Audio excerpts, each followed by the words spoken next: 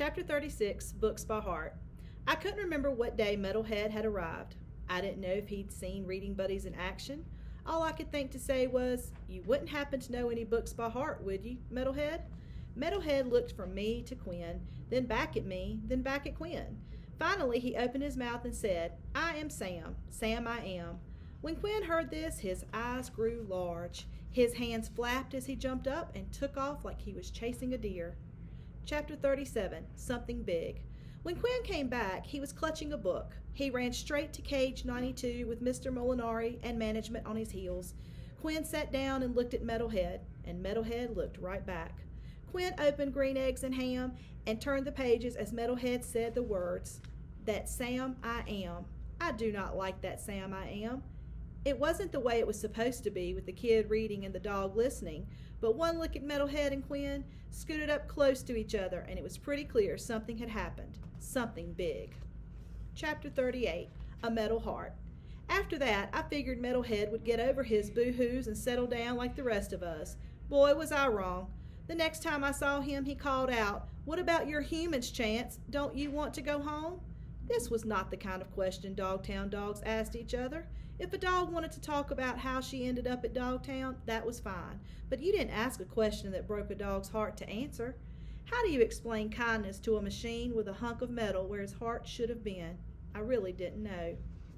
Chapter 39, Mixed Feelings.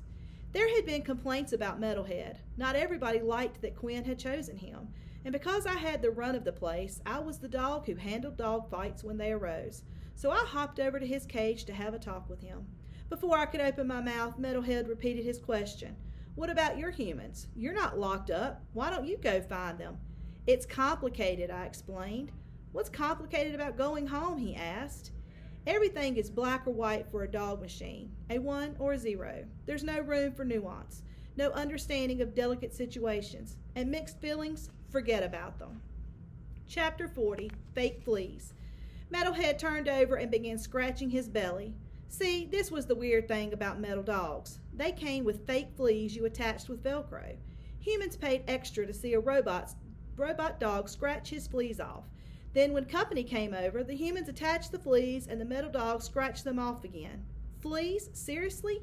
It's like building a robot dog that farts. It made no sense.